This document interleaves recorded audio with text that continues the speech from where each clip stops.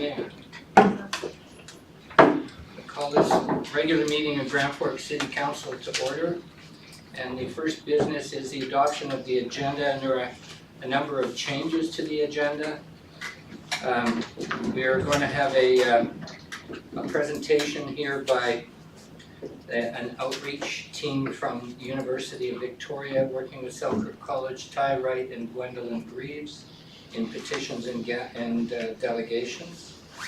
And then under 12A and B, we have the RDKB Aquatic Center resolution from this morning's meeting and the $250,000 FRESHET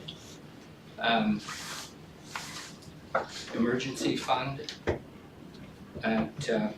as item B, late item under number 12. So could I have a motion to adopt the agenda as modified?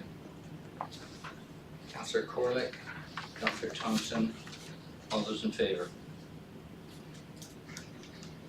Carried. Then minutes, we have minutes from the special in-camera meeting on November the 19th. Can I have a motion to adopt the in-camera meeting from November the 19th? It's the special Zoom in-camera meeting. Yeah. Okay. A motion. I'll move it. Councillor Mosman, seconded by Councillor Studley. All those in favor? Okay, and we have the adoption of the minutes, the regular the regular meeting of November the 19th. Motion to adopt those minutes. Councillor Thompson, Councillor Krog. And there's some business arising there. I'd like to point out an item that we'll vote on first. All those in favor? And the business arising was that Chris Moslin has agreed to represent us on the Recreation Commission. I think it's appropriate to put it in at this point, and since it's a legislative position, we probably should have a motion to confirm his representation. That would be Councillor Zielinski, seconded by Councillor Thompson. This is to appoint Chris to the Recreation Commission, a legislative position. All those in favor? Carried.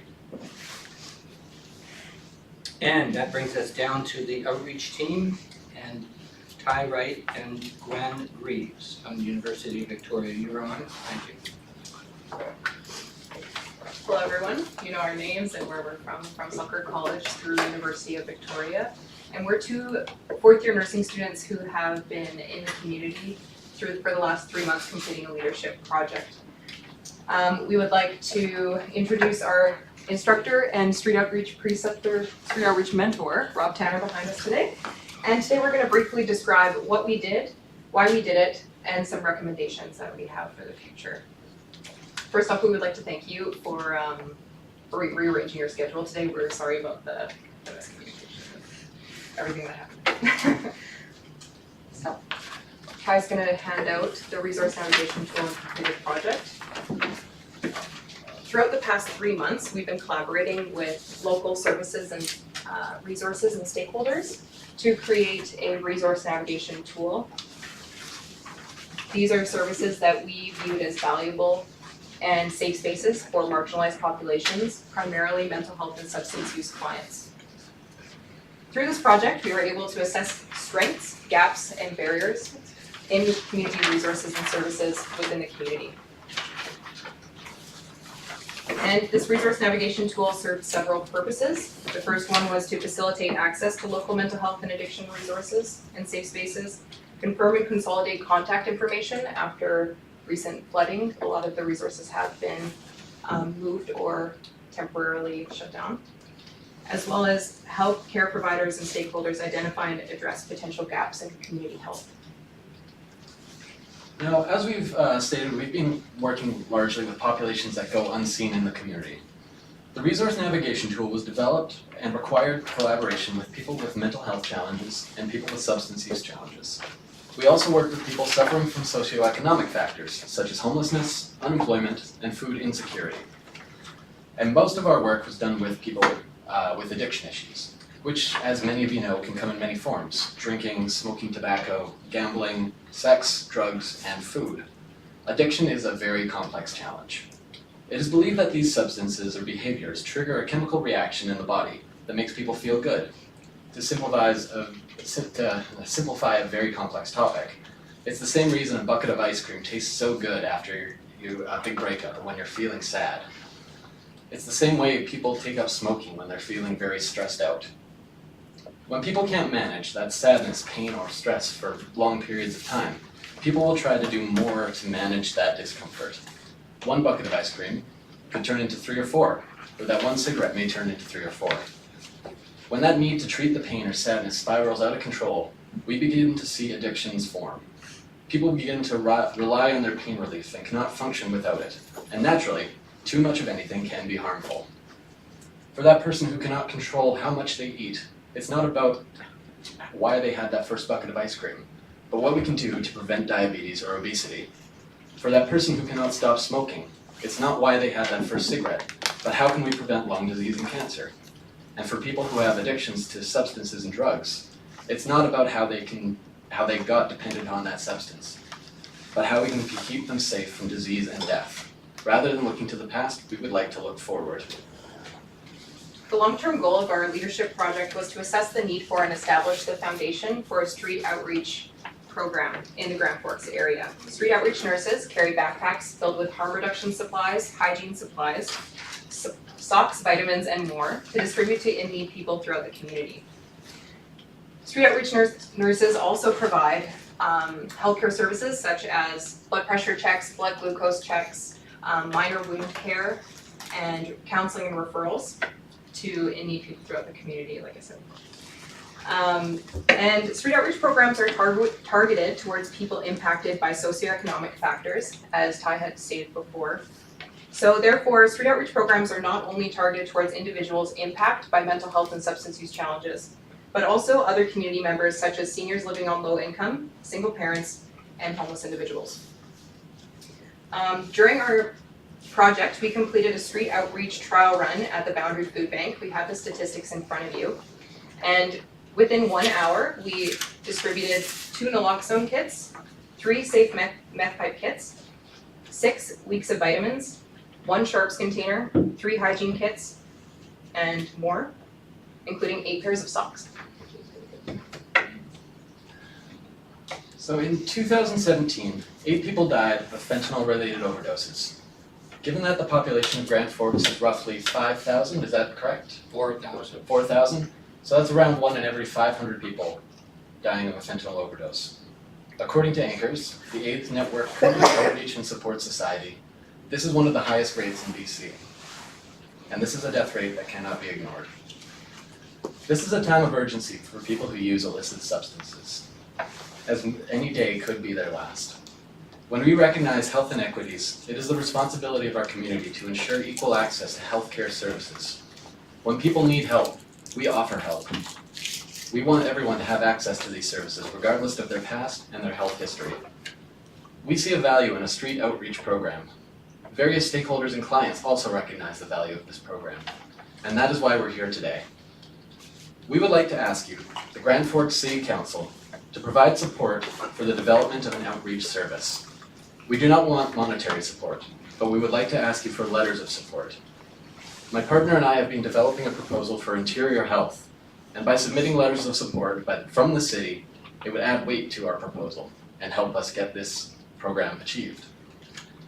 We believe that the Boundary could benefit from this program. It would allow us to meet people where they are at, to provide care to those who need it most, to those who are left behind by our constantly evolving healthcare system, and to those who don't have access to the healthcare services that they so vitally need. Thank you so much, and we would like to take this time to answer any questions that you have or open the floor for discussion. All right, to start off then, I'm wondering if you, are you in touch with our local mental health center with Suzanne Lee, that group? Yeah. I know that they have talked about an outreach program here. So I'm assuming that's one of their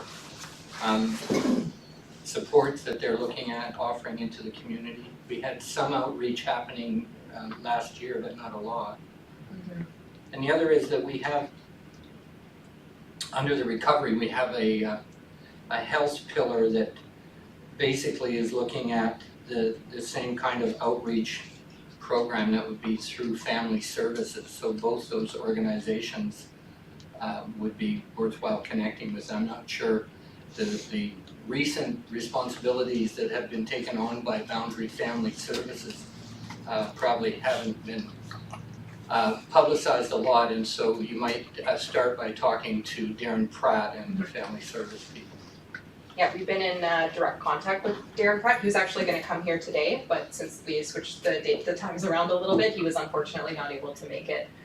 So we have been in contact with mental health, all of these services and stakeholders that are on our resource navigation tool. Okay. And at this time, we're asking for support through a letter for a street outreach program. Additionally, our project was done in collaboration with Robin Van Stolk, who's the HIV outreach worker for the Kootenay area. So he's hoping to make Grand Forks a regular stop for him to visit people who do have HIV and are living in the community. Okay, clearly you're hooked into the services that we currently have. Councillor Krog and then Councillor Thompson. Yeah, I was looking at this. Very nice.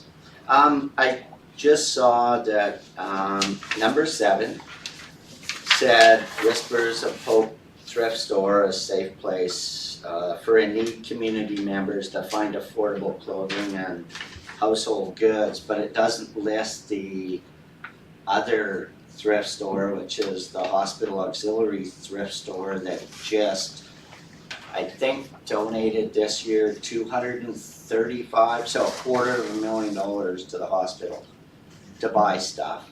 Because, and it's all volunteer, there's no paid staff, there's nothing, so I was just wondering why they weren't on there. So I'd like to take this one. We did go to the Hospital Auxiliary Thrift Store. Yeah. And a bunch of other places in Grand Forks that offer similar services, like Blessings Boutique. We did choose to add Whispers of Hope and Blessings Boutique, mostly because we felt they were safe spaces. We visited all of them and we went to the Hospital Auxiliary Thrift Store, and though we did feel safe there, it came down to the amount of room we had on our tool. And of those resources, we figured the Hospital Auxiliary Thrift Store, unfortunately, is the one that we had to leave off. Okay, cause they're of all 3 of those, they're the only ones that have raised that type of money for everyone in the community. Yeah. So for everyone sit at this table, for all those high risk, everybody, and they're the only ones that actually raised money. Yeah. So yeah, I was just curious.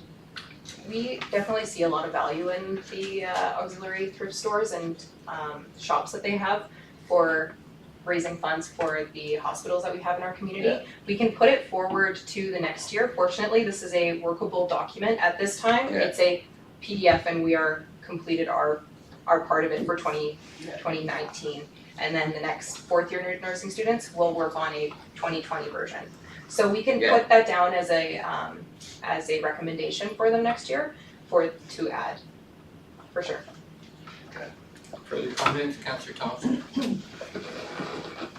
Yes, thank you for this report. Can you describe, perhaps in more detail, what the outreach program looks like, who provides the service, what the services are provided, and to whom?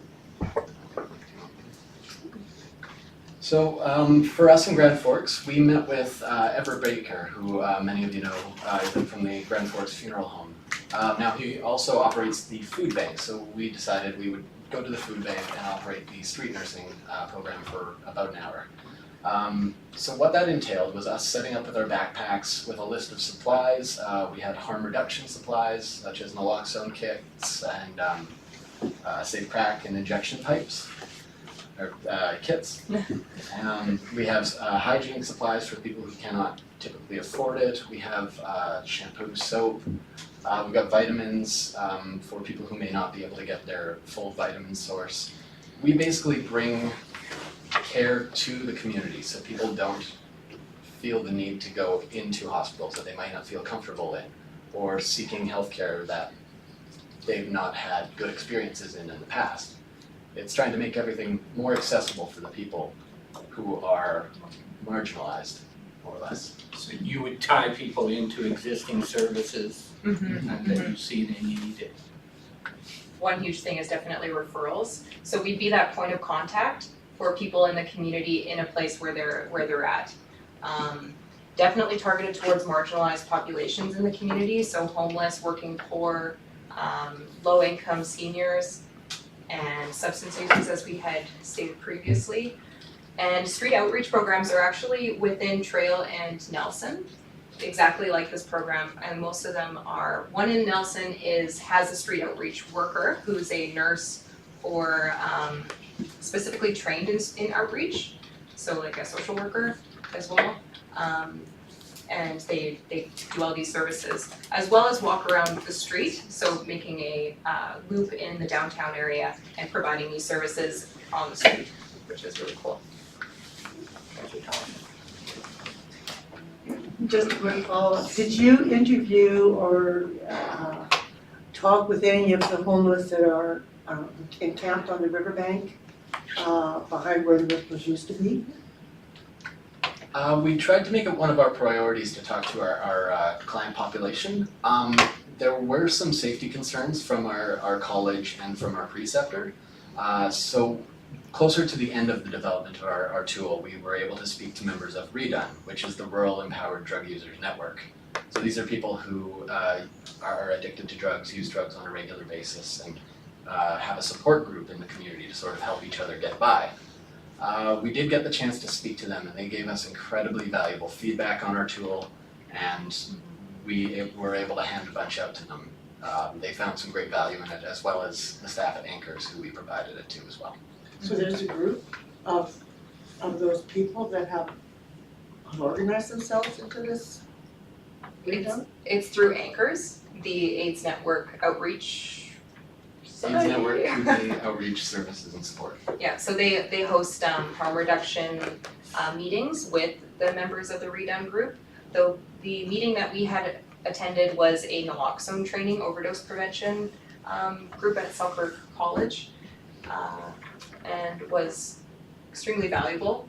And at that time, we were likely able to reach some of the individuals that live on the riverbank, as well as it's quite likely that we met some of the individuals living on the riverbank at the Boundary Food Bank as well. So these people are not all homeless, but there's a lot of people with drug addiction and problems that are not part of the homeless population. Mhm.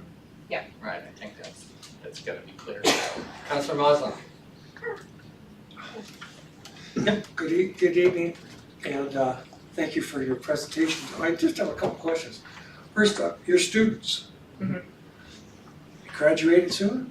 April. There you go, all right, well, good luck. So, was this an assignment? Sort of, yeah, sorry, it's not working. So, To turn yours off. Sorry. oh, sorry, new to this microphone system.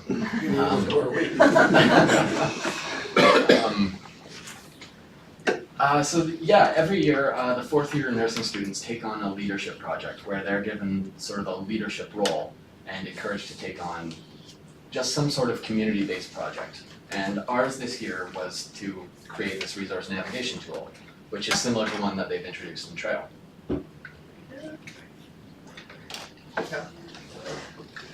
And as a follow-up question there, these outreach workers, and I guess the ones that I'm talking about that do exist in Trail, are they paid by IHA? Currently, the ones in Trail are actually student-led and volunteer-based.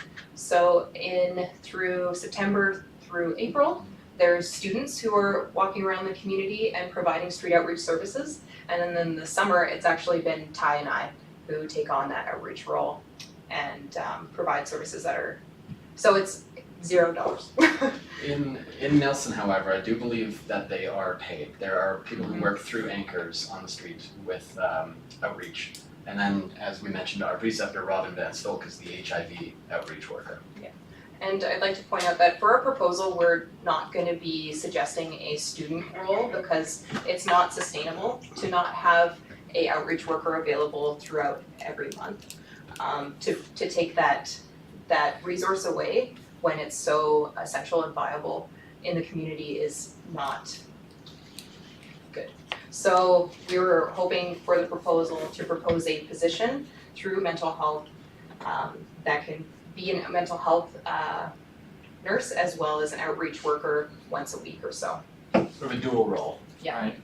But funding it through mental health and addictions or substance use, what is it called now? Mental health and substance use. Okay. Councillor Corlick? So does mental health, do they provide all this stuff? Where does all the supplies come from and how is it paid for? As it stands, all of the supplies is donated. For trail, we went around and we actually collected, we went to businesses who offered us supplies that we were able to get. And any supplies that we could get, we would take it and try and put it to some use. Our harm reduction supplies, so the naloxone kits and all of the safe substance use kits, those were all supplied by Anchors, and Anchors supplies the entire Kootenays. They've got branches going everywhere, so. And they do provide services to Grand Forks. They do. Yeah, yeah, so they would continue to provide those harm reduction resources. And maybe we would be able to have a connection here where we could get our own, like mental health from my understanding, mental health also distributes harm reduction kits from their office. So the request is for a letter of support for that service. I'm wondering though, rather than put it on council this evening, whether or not we shouldn't be getting some information back from mental health, from Suzanne Lee and from our outreach team, our recovery team, from the things that are going on right now and see where we can best influence it. I personally agree with the service. I think it's an excellent service. I'm wondering whether we can hold a letter of support to clarify where we would send it, who best it would address. They may suggest we send it to the ministry if it's a funding issue for them or directly to them. So if you wouldn't mind letting us do that, can I ask council if they support this program that we gather further information before we actually write a letter of support? Council? Do you support the outreach? Councilor Molotov? Yes, Mayor, I would support that program. It seems like a worthwhile program, probably much needed.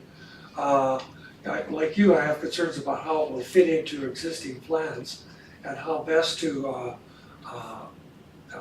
promote it or lobby for it. So other than just a simple letter off to IHA might take a little bit longer process. I think that's what you're But could be more effective if we work with our partners in the community and find out where we can apply our support. Councilor Thompson? Yes, at the UBCM this year, I attended the mayor's conference on behalf of former Mayor Conrad, as he wasn't able to attend. And a lot of the discussion there surrounded the issue of addictions. And the minister, Darcy, advised that it is a health issue. And so I have no problem in sending a letter of support for this program and copying the minister with whatever support that we're going to give to ensure that they know we're looking into this and hopefully something would come out of it. Yes, great. Yes, Your Worship, through to the delegation for Trail and Castle Guard, was there any type of a sample letter that they sent to a particular person that gave them the outreach. I'm just thinking that for some starting point as far as staff goes, where some of the letters went from other communities. We're just gonna look to our instructor for that. They- Okay. With Nelson, with the Nelson Street Outreach team, or the Nelson Street Outreach Collaborative, that started as a grassroots thing with, it was the Downtown Business Association, Nelson Cares, and they got their funding through that. But we could definitely talk to those guys and see where their support came from and how they manifested that support. So. Okay, I think what we have here is agreement that we're going to do something on this matter, and I would offer myself to gather that information with our CAO in terms of who we might speak to. It is part of the package that we've looked at already as being part of the services we really need, so thank you very much for the work you've done and for the development of this map. I think it'll be very useful to have this and as part of our strategy in the community, so thanks for the work you've already done. And Council, can we have a motion to accept the report? Councillor Corlick, Councillor Thompson, all those in favor? Well, thank you very much for coming over. Thank you so Thank much you. for hearing us. Good work. Yeah. Congratulations. Thank you. Get an A for that, eh? Tell our instructor. 8+. Okay, perfect. Thank you so much. Okay. Reports from council, we have 3 reports that have been submitted, written reports.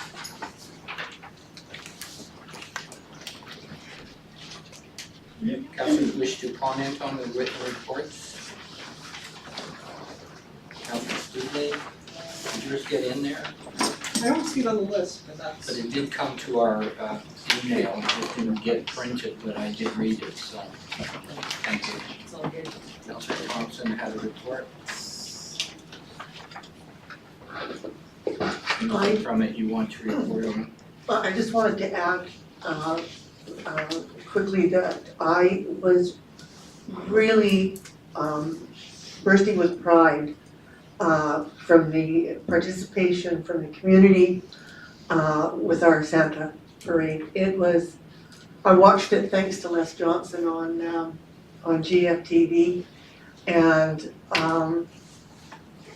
it was such a positive event, and I just congratulate everybody who participated.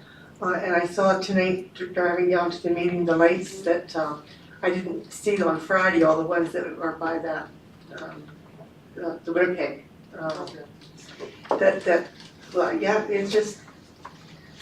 It just made me smile. And it's a good thing, yes. Well, again, I would comment on that too, it was a wonderful parade, it was one of the longest I've seen. And the light up, perfect, beautiful work. And the new snowflakes are quite something too, the LED Yes. snowflakes or Starflakes. starflakes, is that what? Yeah, because snowflakes are all different. I'm a And these snowflake. are the, I melted snowflake, Okay, starflakes. yeah, They're new awesome. business is opening, we're looking for the Gem Theater pretty quick here to open.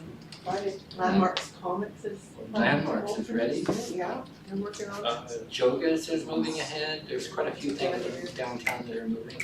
And the Dollar Store Mart, there should be some announcements, they said, I was on Facebook, later this week on what they're doing. So maybe you'll sooner rather than later too. Okay. I had a list of here just to clarify a few things in terms of responsibilities. Councillor Moslin, we already did the rec commission, Councillor Studley, the fall fair, but also another group that you're involved in is the Thunder District Arts Council. Arts Council. Yes, that's an important one, and Councillor Studley's already involved with it, so he makes a great liaison over. Councillor Zielinski is going to look at some of the airport issues. So that's pretty much that. in terms of council, other comments from council and council reports? Councilor, This is, just tonight, I went through the, Red Cross Small Business At 5:30, application yeah. thing. They passed out a lot of applications, there's more. And everybody is welcome to apply, it's just the categories are still, either too big or too, don't count, or they're just saying apply, doesn't matter if it's not your main source of income, or just apply anyways. They're trying to be as flexible as Well, possible. they're just do it, you never know, you might get something, you may not, who knows. But they figured it out, and if there's, and they're saying even business that have been impacted by loss of revenue because of as a result of the flood.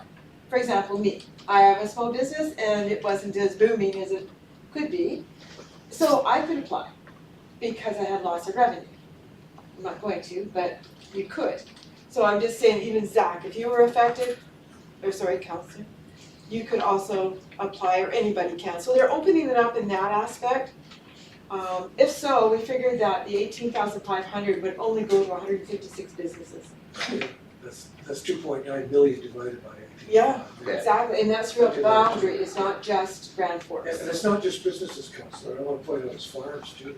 Farms, Yeah, that's tricky. again restricted by the Yeah, rules. some major Very agricultural tricky. losses. Yeah, there's some that will not qualify. Okay, that's it for council.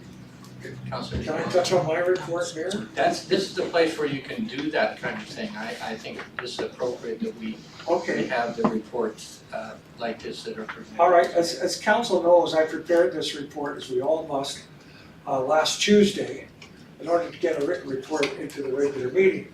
At that time, last Tuesday, this was my best guess on the preparations for FRESHET 2019, the report. Fortunately, this morning at the COTW,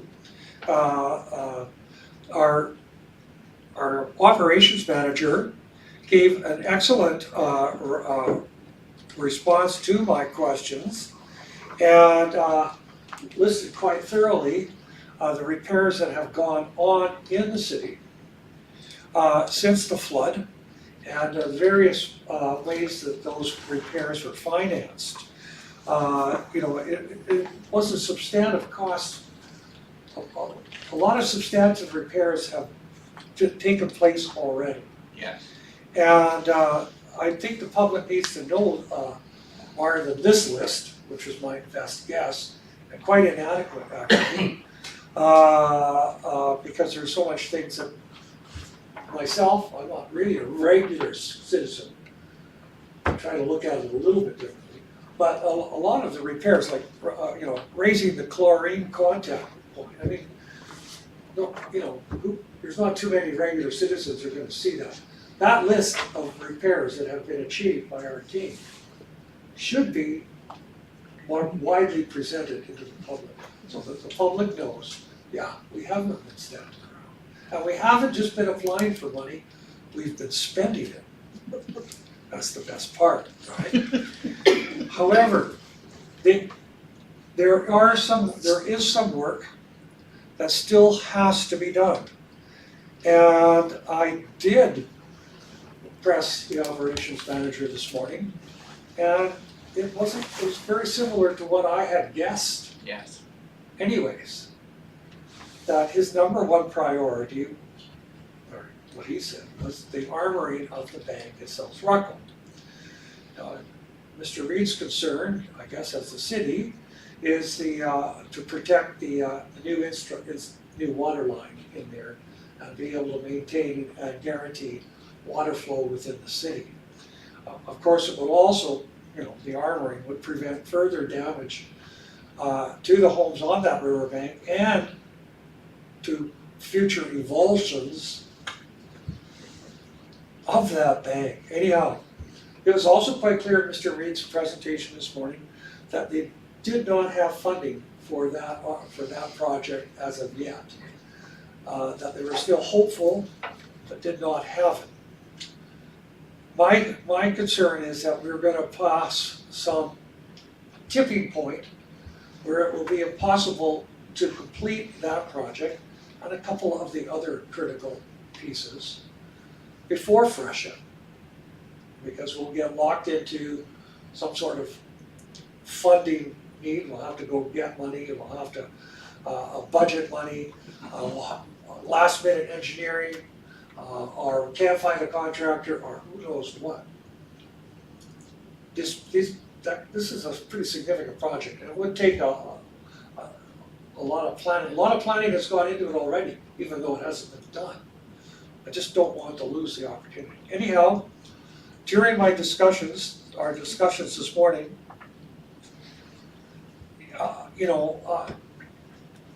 Mr. Reed was asked the question, what can we do? And he said, fund the gaps. Consequently, there is the motion a little bit later on in our agenda where he suggested that might be best where we have an emergency access to cash if needed. I guess I'm just trying to make it, put it on notice, and at the end of my report, I did have a motion, I'm not going to move it. Because I'm assuming it's being done in the background. That is that staff is assessing the repairs that are critically necessary for FRESHET 2019 and the costs, how to finance those costs if the city has to go it alone. So that's my report, Mayor. I did all the other stuff too, but I really would like to, I'm trying to focus on the preparations for FRESHET 2019. I want the public to know that the city has done lots already, and is continuing to plan for future actions, and is watching very carefully and planning for FRESHET 2019. So you must have been somewhat pleased with the fact that you targeted and highlighted those things that you had assumed needed to be done. That most of them were on his list as well. What I saw is that the complication, the complexity of what he's already responding to.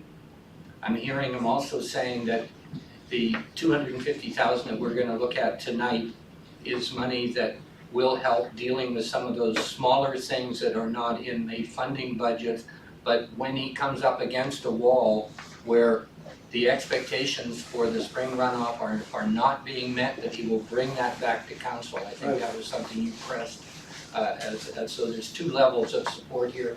We're saying don't get stuck because you're behind a funding problem for some of these issues, bring it back to us and see if we can find a way to do it. And the other thing is that the 250 will allow for some quick moves if necessary around some of the items that he listed. I can't remember the three now: engineering, putting aside material for flood, and preparing some practical things for the FRESHET. Okay. Being proactive is what. Yeah, I think we are, we're putting as much pressure on our staff, and I'm hearing a response from our staff in terms of letting us know that we're going to be part of the loop if they're running into difficulties addressing the spring runoff issues. Okay. Thank you, Mayor, that's my report. And a motion to accept council's written and verbal reports. Councillor Krog, Councillor Studley, I have trouble not calling you Zach, I don't know, it's so easy. Councillor Studley, all those in favor? Carried. Bringing us to my report on the regional district. And again, we have the list of all the regional district minutes that are coming forward and their agendas, so I will answer questions on that, but let me highlight a couple things. The library request, at this point I'm speaking to Rolly about it. They are looking for gas tax money, which is something that we plan ahead with Area D. And so before we get supporting that, this is for the fixing of the washrooms that they've been pushing for some time. It's about an $85,000 project. They've got quite a bit of it already saved up. It looks like a really worthwhile project, but again, we need to coordinate that with our regional partners and with the library.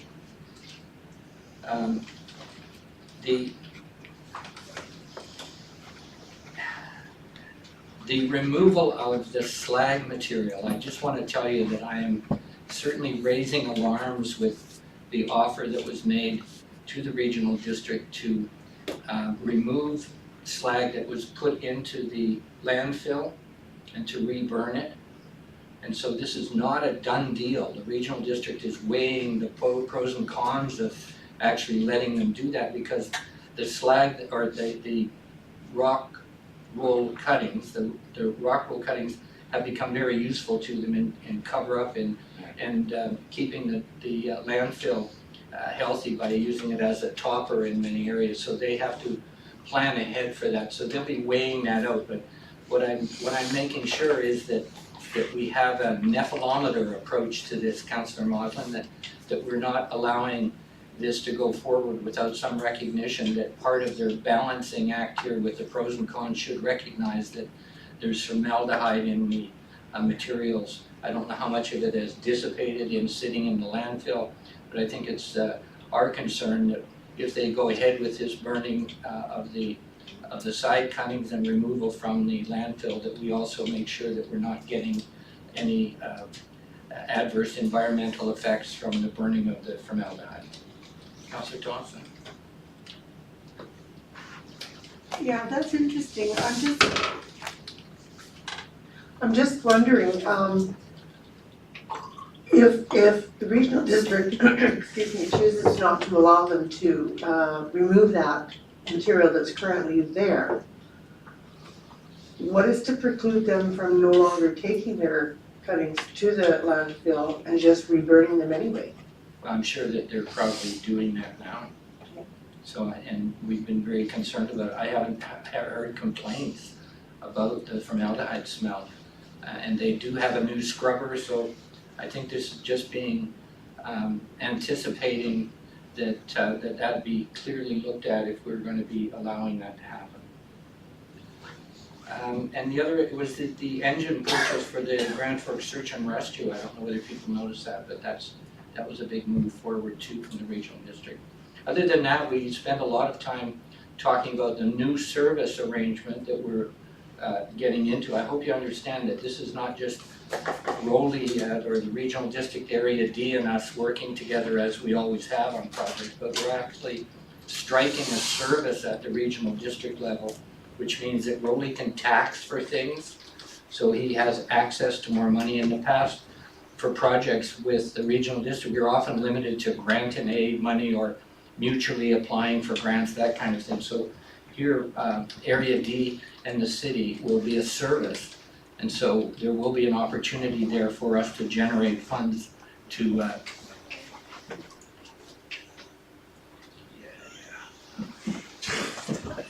sorry, Les. Power, right? Okay, you're getting complaints, sorry. All right, those are my items from the regional district, and I will answer any further questions on the regional district. Councillor Mazza. Yes, Your Worship, just the new service, this is the economic cooperation, or the thinking about planning an economic Well, you know table. that the regional district does everything by service, right? So, Yeah, I understand that. right, so we've Well, I'm struck a trying- service now that will be regional, or Area D and the city will be in that service.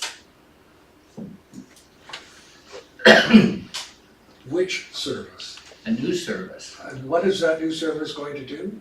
Well, again, Area D can tax for projects as a service, and we can cooperate with them to do a variety of things in terms of economic development.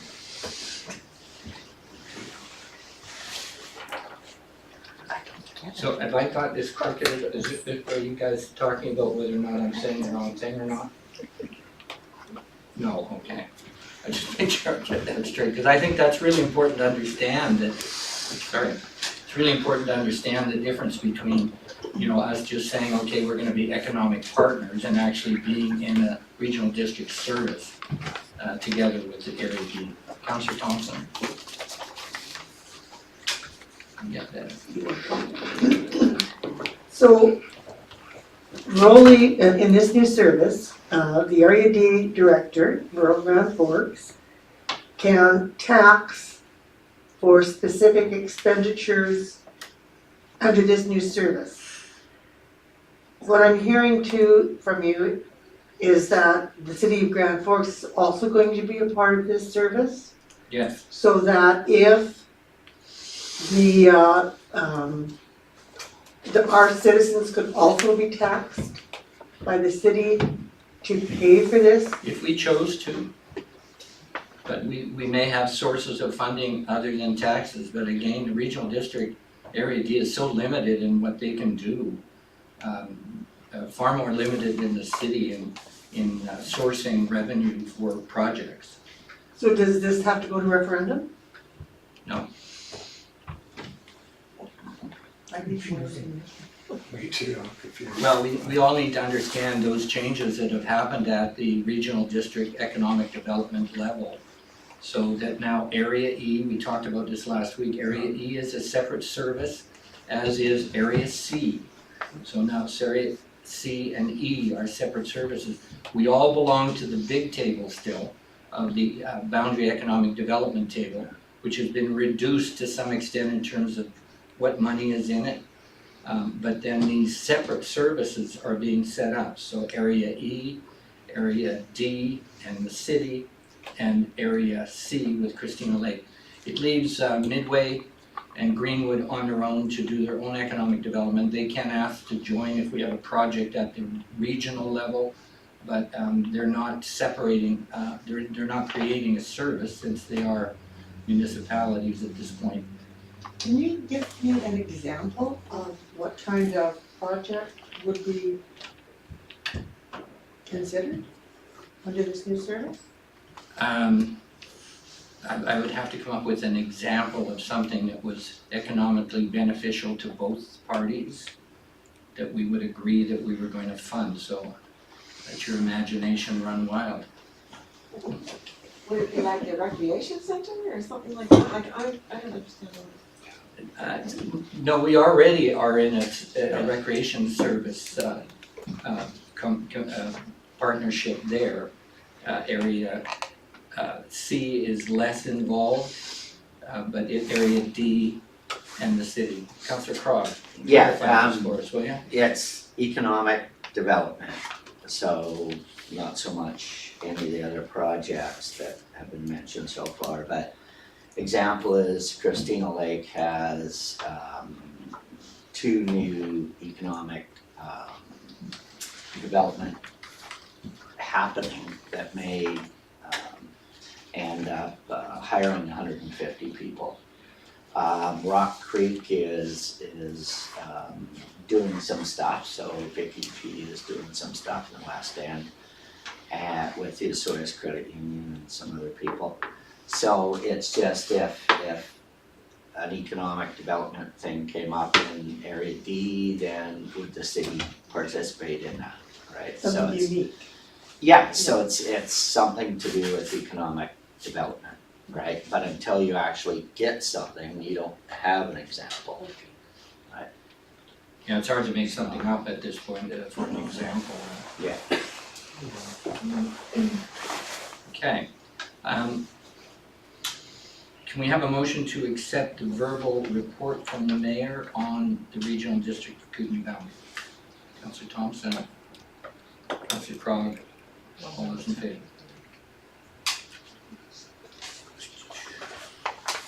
All right, that's moving us fairly quickly on to the recommendations for staff, from staff for decisions. The first one coming up here is the exception for technology items, policy 805, and what we're being asked here is that if the city can go ahead and dispose of some assets that have become obsolete, and Councillor Collins? Oh, no, I was gonna make the motion and get rid of the word obsolete and just add awesome value. Gonna click on the price already? Yeah, So I was not quite sure on that awesome value, whether it was gonna be an auction. So it will be an auction format? Okay. yeah, oh my. We will get our maximum count, Daniel would give us a. Yeah, thanks, Mr. Mayor. It's basically for a bunch of old IT items that I've got sitting on shelves and collecting dust, and I would like to get rid of them.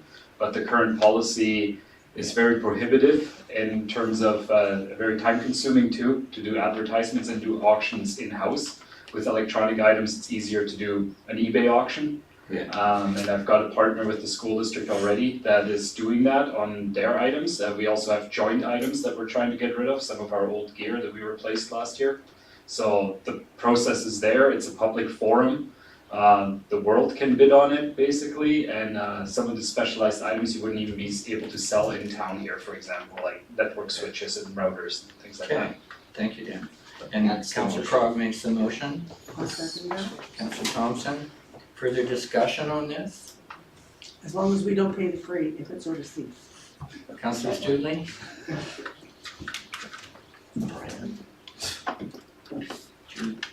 In terms of like cleaning out any data that is on some of these things, such as computers and sometimes even printers and routers have data, would that be done in-house or through the party selling it, or who'd be taking care of the data removal? Thanks, Mr. Mayor. The IT department at the school district will primarily take care of it, but already what we're sending out, we'll try to scrap up all the data, so there will be a double process happening where we'll try to do it in-house first. And then as we send it on, they're gonna look at it one more time before they ship it out. Everyone comfortable with that? Motion on the table. All those in favor? Opposed? Carried. The next item is the Solar Now project budget amendment. If you read your report, you'll see that this is a fairly substantial project, and our increase of $6,000 to the Solar Now project basically puts us back in the plan of maximizing the use of solar. Can we have a motion to get this on the floor to start with? Councillor Thompson makes the motion and seconded by Councillor Corlick. In discussion. This is a $6,000 request outside of the budget. Councillor Zelinski?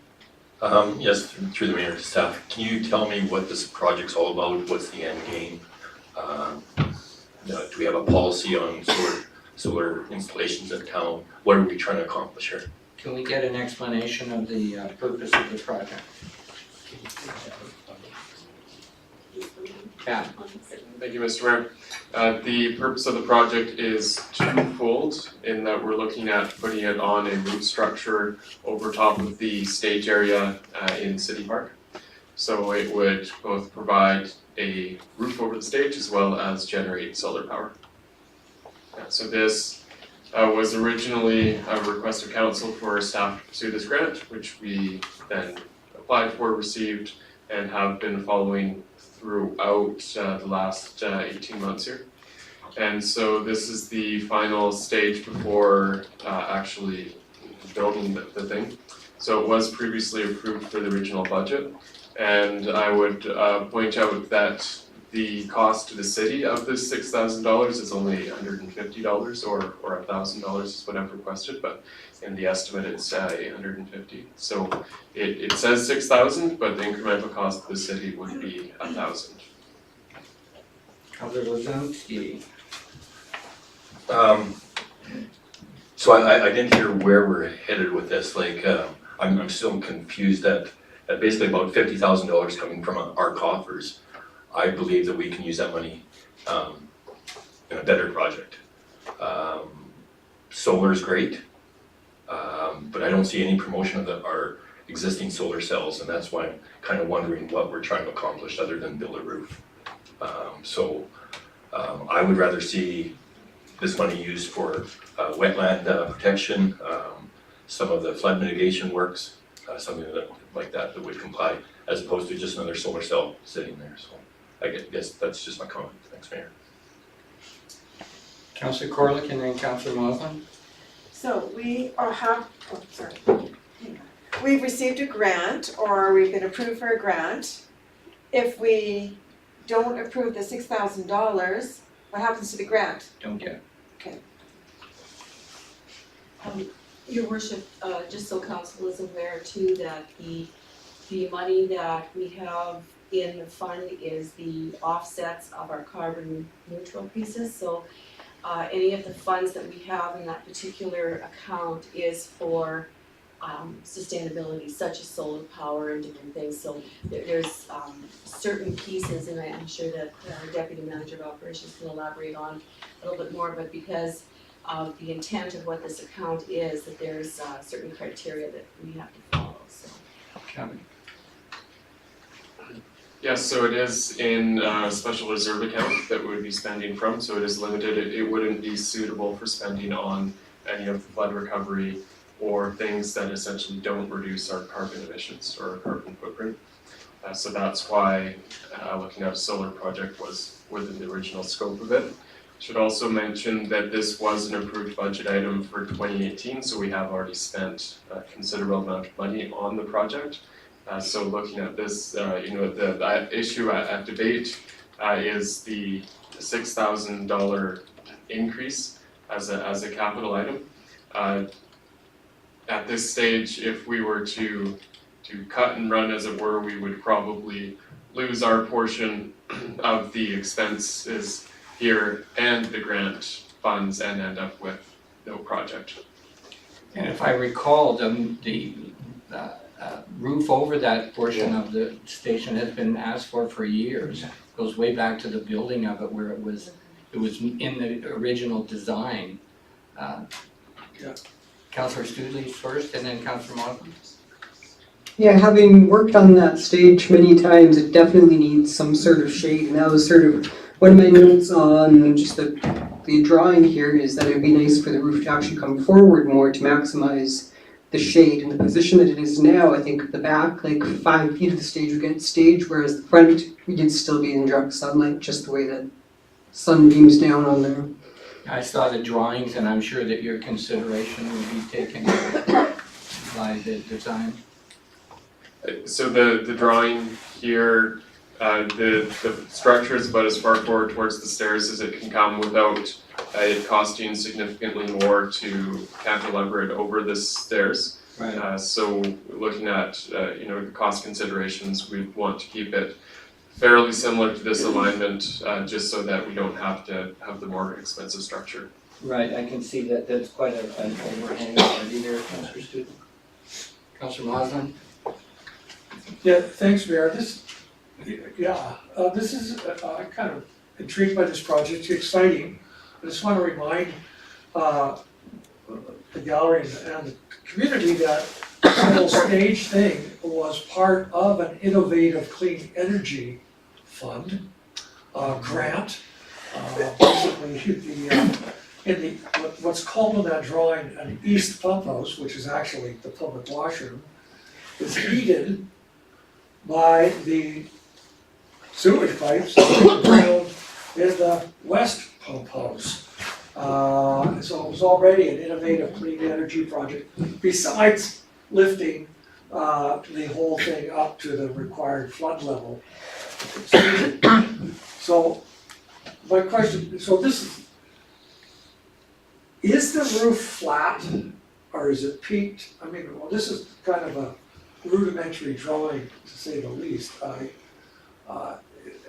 Is there a more detailed drawing of the roof available?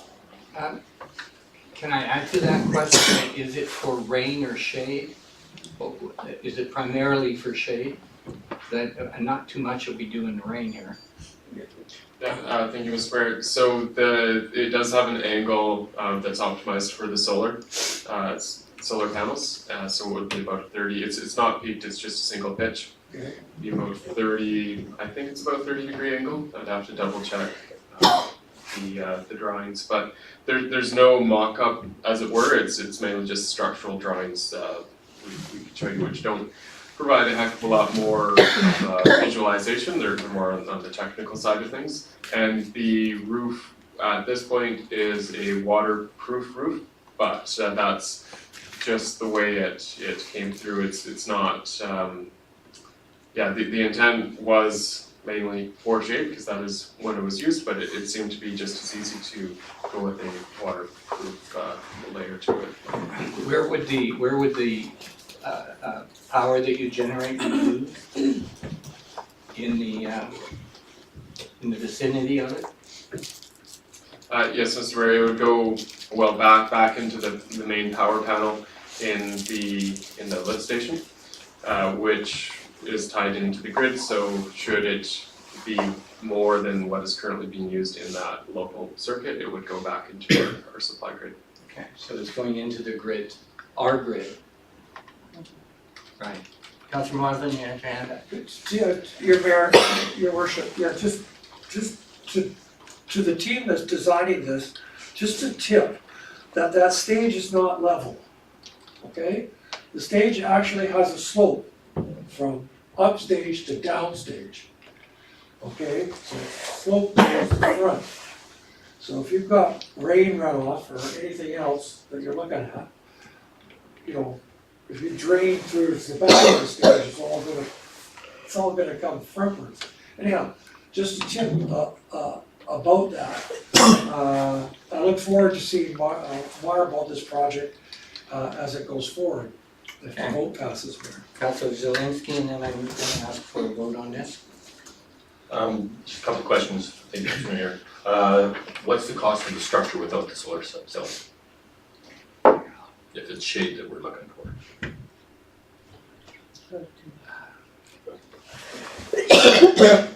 I'm not sure that's a question we can answer at this point, since there's no design for just a roof.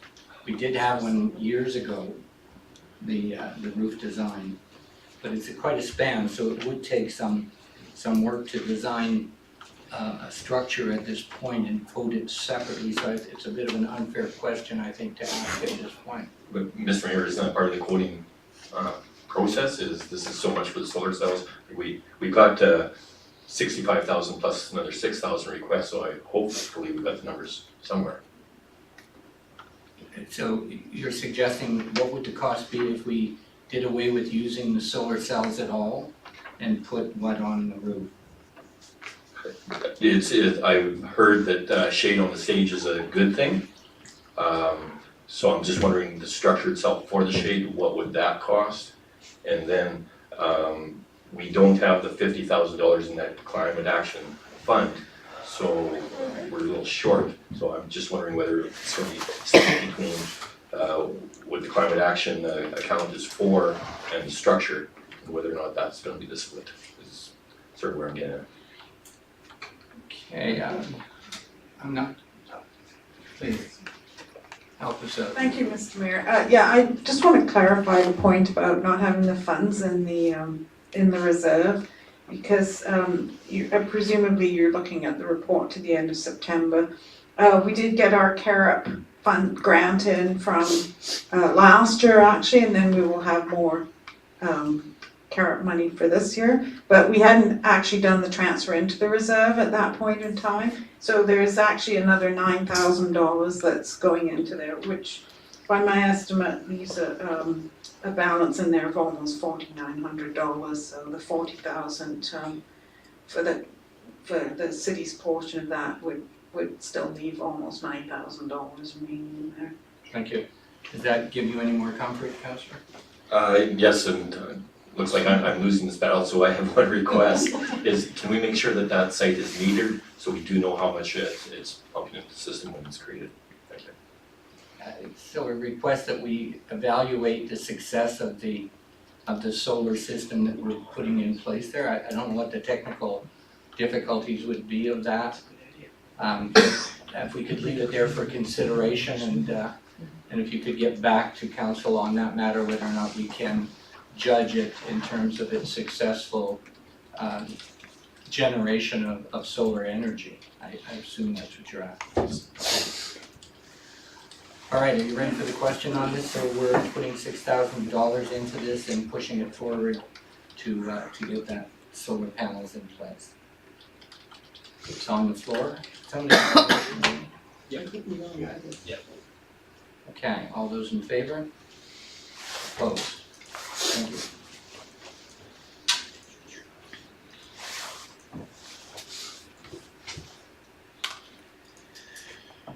Okay, we're down to information items. And the Grand Forks International Tournament Society is requesting their special occasions license for June 22nd, July 1st for the GFI. This is pretty much the way we've done it every year. Can I have this motion to go ahead with the special occasion liquor license? They need to ask the city. Councillor Thompson, Councillor Corlick. Can I add that it would be really nice if they looked at running the beer garden differently and not necessarily cracking beers and putting them into plastic glasses, which is a massive amount of plastic being thrown around. When Rock Creek gives you a beer and you can choose to put it in a glass if you want, it's as big an event almost as the GFI. I mean, you can't have a can fight, and so there's never been any difficulties there. It shortens the amount of time the volunteers have to spend in doing this, and it also creates far less plastic waste. Am I ranting? As long as they're not using glass. As long as they're not using glass. Okay. That's certainly something that could be recommended. Well, Yeah. It's not part of this motion. I'm just using the opportunity to complain here that we seem to be running. The liquor license Yeah. stipulates you have to have it out of your can or out of your bottle into plastic. And how is it we have the same liquor inspector in Rock Creek and they're allowed I to don't do it? know, but they're really, really careful how they run the GFI beer gardens. I've been in it for at least 7 or 8 years as a volunteer, so Yeah. I know, and I think it's unfair, but that's my opinion. So this is simply not our business at this point, you're right. And the motion on the table is to approve the special occasions license to the tournament. All those in favor? Opposed? Carried. I know, I couldn't resist. Grand Forks Christmas dinner, requesting a contribution, and my understanding is that this has been a standing decision by council to support it, and that we've already gone ahead with the $500 support to them. But we'll have a motion here to approve it in the minutes. Councillor Corley. Councillor Crog. My peripherals are starting to break down. Any questions on this further? All those in favor? Anyone planning to attend that Christmas dinner at the Gospel? No? The next item is the Grand Forks Seniors Society letter of request for assistance.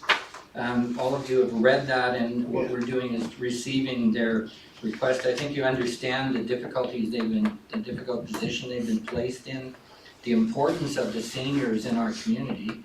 Not that I am one yet, but I'm getting there. The fact is, they play a very important role, and actually the senior center was a place that we really appreciated using and we've missed since the flood. It's been difficult to find some meeting spaces. So my understanding is that there's already been an effort to work in something for the seniors into some of the building developments that are coming forward, that we've been not neglecting our seniors' request to be considered in terms of development. They are asking, though, if this is not going to come together, that they be allocated a piece of land where they can then raise their own funds to do something. I really would hate to see it come to that. I think that it would be nice if we could incorporate them into something that is already going to happen. I mean, it's been done in a lot of other communities, so. Councillor Mosley. Thank you, Your Worship. I was a little confused by this morning's report. You know, they had, some repairs have taken place to that building. There is parts of that building that seem to be, according to our operations manager, quite, if not if not usable, certainly recoverable. So I guess, There's an insurance claim on that as well. Your worship, there hasn't been any repairs per se, because the fact is that it was sitting basically unremediated for several weeks after the flood, and so it's insurance funds that would be coming to council for a decision at a later date once we find out what the funds would be, and then it would be council's decision on how they would like to allocate those funds. Of course, a recommendation to build again on a floodplain might not be the best solution, but it will give some idea of council as to the funds and what can be done with them, but as it is right now, there have been no repairs. And I understand from Mr. Reed this morning that there will be a report back to us on the condition of that building. yes, Whether or not the block structure survived, I doubt if the old wood frame thing is gonna survive at all, but there may be some things that can be done with it. So I expect that we'll hear back from them on that. So the motion on the floor is to accept the letter from the seniors and their concerns. Councillor Studley makes the motion. Gotta get you in there. Councillor Zedlinski is second. Any further discussion? All those in favor?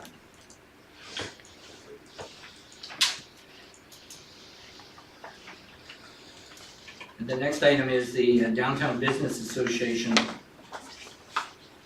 The council received the 2019 fee-for-service request from the Downtown Business Association and requested it be forwarded to the 2019 budgeting process. Is that a problem? No, that's been the practice the last couple Yeah, of years. so they're just getting the request in here early. I would make that motion. Okay, Councillor Thompson makes the motion, Councillor Corlick, both of you are involved. Do you want to comment further on that? Mr. Mayor, just quickly. Chris has to put his off. Ms. Mawson. Thank you. Just for the fee for service request, so that new councillors are aware of the process. Usually the fee for service requests start coming in somewhere between late August and, well, usually November. This one's rather late.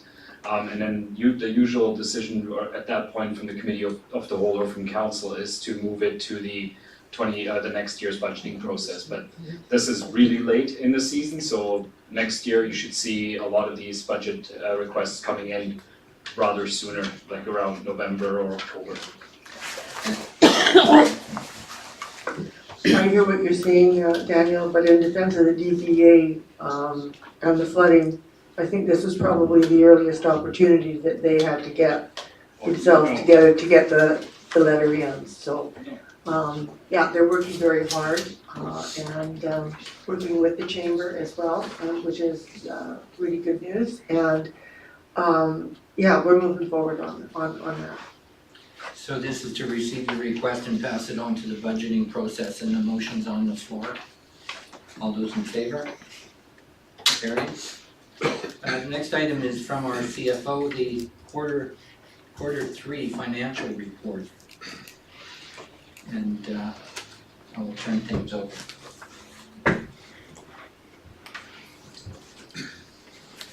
Thank you, Mr. Mayor. At this point, I'm not going to rehash what I've written in the report, but there are a few additional things that I would like to mention. First, I just want to reiterate that these are the financials to the end of September, and this is the first opportunity we've had to bring this forward to the new council. We usually this would come to council around in October, so towards the end of October, early November. I forgot to mention in the report that the budget numbers here are actually the amended budget, not the approved budget. So there's quite a few items in here that we added that in terms of revenues, they look like they're out of whack, but if there's $2 million in capital grants in the general fund, and then another $1 million in operating grants, and that's for DFA funding for dike repairs. And obviously that they haven't happened yet, so, and we're still waiting for approval on that. So the utility revenues have actually been adjusted down from the original budget in this amended budget, so the numbers that you see there are actually, they're on target, but they're on target for the amended budget. And just in terms of capital grants, we usually true up our capital grant revenues at the end of the year, and we will base the revenues on the proportion of spending that we've actually had. So say for instance, with the wastewater capital grants, we haven't done the adjustments yet to match the expenditures that we have to date. So I know that some of the items look, like the spending hasn't been, the revenues haven't been received yet, but that's just a timing issue. At this point, I guess it might be best if people if council asks questions that I can answer for those. All right, thank you very much. Any questions from council on our third quarter? Councilor Zelinski. Thank you, Mr. Mayor. So this is the first time we've seen some numbers released, some of us new people. And we were talking a bit today about maybe having a little bit of an orientation with finance to go through some of these numbers and just the process and things that we do. Is that still a doable project? And I'll save my questions for that sort of workshop instead of asking them now, if that's possible. Yeah, and I understand that we were presented this morning with a list of steps that we'll be going through in terms, and I saw a workshop on that, did I not? Yes, so your worship, there was a timeline for the budgeting process, and so there's gonna be several workshops as we go through the budgeting process for council to have that opportunity to work with staff on how the budget's done and to ask questions. So there's going to be lots of them as we start with this process. I believe 28th of January is the first time, so what that'll do is it'll allow staff enough time to be able to put together the capital and to also put then the operating expenses as well. Then that'll work with council for that process. So you see building our understanding as we present that first Exactly. level of budget process? Brad, I think. Go ahead. I think what Councillor Zelinski was referring to, and it was my understanding as well, was a workshop to go through the financial statements, not the budget, but to read and to understand the reports that are being presented. And so I think a separate workshop would be probably better for council and maybe for our CFO as well. It wouldn't have to be a lengthy one, but just an education session for council on reading the financial statements and what they mean and stuff. In addition to all of the other workshops. You're hearing our concerns here that we're not capable at this point to participate unless we get the basics of how it works. So we'll take that into consideration in terms of planning. Yeah, Your Worship, I think that after we get done the Christmas season and before we go into the budgeting, we'll pick a time and have a workshop to put council through that. Okay, thank you very much, Councillor. Any further? Yeah, just one quick question, and this is new information. In the capital reserve that we have over $4 million in, you're saying a bunch of that is money from DFA and whatnot for our infrastructure repairs, is that what I heard? Yeah, that's what I heard. What was that? That's not what I didn't hear that. I don't think that's, Could you restate your question then, I Councillor? think that's money in the bank, isn't it? Do you understand the question? Yeah. Thank you, Mr. Mayor. I believe Councillor Zelinski was referring to the comment I made about the revenues.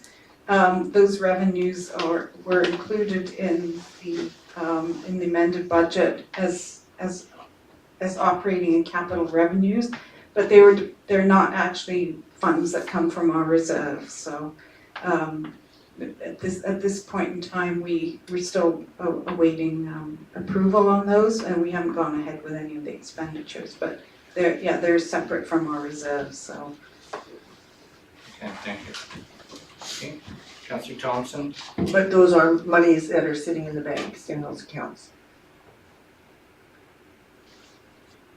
Go ahead. Thank you, Mr. Mayor.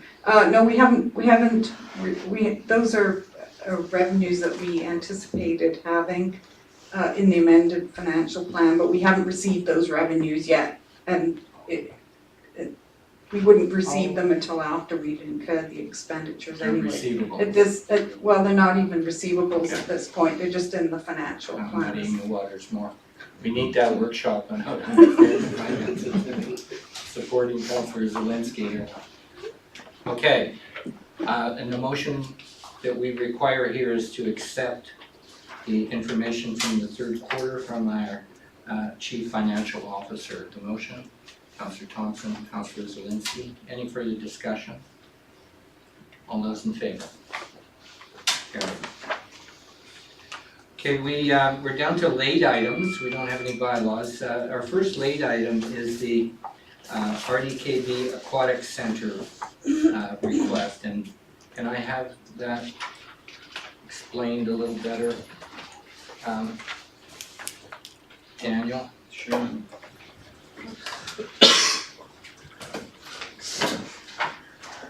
Thanks, Mr. Mayor. So this is from this morning from the Committee of the Whole, when Deputy CAO James Chandler and Tom Sprado from the Recreation Office here came to council to explain the increase for the requisition that they would be having for the next year. So we need this motion as a requirement for the RDKB bylaw to be passed for the 25% increase. So we would need a motion of council to approve this motion, which would ultimately then put into effect the 25% increase on the requisition amount for the aquatic center. And it would kick in 2019? Yes. Yeah, I believe so, yes. Yeah.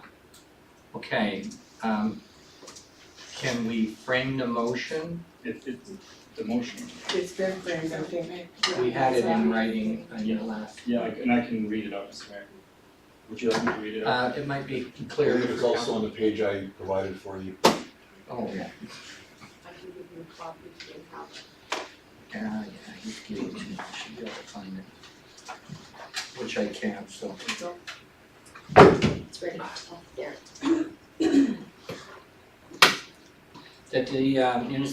That the municipal council of the Corporation of Grand Forks consent to the regional district of Kootenay Boundary Board of Directors adopting bylaw number 1682, providing the regional district of Kootenay Boundary Grand Forks in the District Aquatic Center Service Amendment Bylaw 1682, 2018. That's the motion. Correct. Seconder for that? Who made the motion? I'll make it. Councillor Mosman. Actually, let me not make that. I only use extraordinary circumstances. Yes. Councillor Krog makes the motion. Councillor Mosman seconds it. Discussion? You saw the increase in terms of taxation that it would create. At the same point, Interior Health is threatening them with the potential of further action because of the health concerns about the flooring. And that flooring issue, I can tell you, has gone back probably 7 or 8 years at least. Problems with that floor surrounding. It's a hard bite, but at this point, I think we should. I have to tell you too that Rolly and I are the only ones that vote on things that come up for the rec center. So I have already voted at a regional level for this to be moved forward. But again, that's an independent vote from here. And so I'm looking for this to be supported by the municipal vote. Further discussion? Ready for the motion? All those in favor? Opposed? No, thank you. And the second item B is $250,000 FRESHET preparation fund. So my understanding of that is, as Councillor Moslin pointed out, this is to be used if necessary. And again, to ensure that over the next months, which there won't be always people around, that if something comes up where they've got to act, that they've got permission to go ahead with an expenditure out of these funds. And we had the motion that you had written. Yeah, Your Worship, I think I gave it to corporate, and I think they have it framed out if you would like to have them read it out. Just for clarity, if you Yeah. could read it out, thank you. Okay, so the motion as presented is that council determines to dedicate $250,000 to assist the city for 2019 FRESHET preparation not funded by other means, with funding to come from surplus or reserves. Thank you. Okay, so making that motion, Councillor Thompson, second Councillor Corlick. Discussion? Councillor Thompson? I just want to publicly thank our management team for being proactive and coming to council so that should something arise, we're not calling special meetings or being begged for forgiveness. They've got the authority to do it. I think this is a really good thing, and I think Mr. Reid needs to be commended for his proactive approach. Yeah, I think that council made it really clear to our staff what we were looking for in terms of protecting the city, and they're doing all they can to put that into place with this. Ready for the question? All those in favor? Opposed? Carried. All right, we're down to questions from the public and the media. Do we have media questions to start with here? You're tired out, you've been here all day. And from the public, questions, comments? I haven't got a question, but I Yes, will but go could ahead. you please tell us what you've been? I just want to bring greetings from across the country, from the Canadian Peace Congress. I got back from Toronto last week as the representative for the BC Southern Interior Peace Coalition. And I'm very grateful that the mayor offered a letter of support, and it was very well received. We were the only ones bringing such a letter to representatives from across the country. It was a very successful conference. We had about 100 people. We haven't had one for quite a while, so this is a big deal. Joan Phillip, their Grand Chief's wife, was elected to the board, which is a very important strategic move, because we haven't had representation from the Aboriginal communities on peace councils or boards before. Also, I was elected onto the board, so Congratulations. I'm happy to serve and be your representative. Thank you very much for your support. Thank you. Yeah, I think it's an important part of our culture, the peace movement. And I appreciate the kind of effort that you put into it personally. Further questions from the gallery? Hearing none, a motion to adjourn. Councillor Thompson, Councillor Zielinski, who wants the motion? Councillor, well, meeting adjourned. I have to vote on that.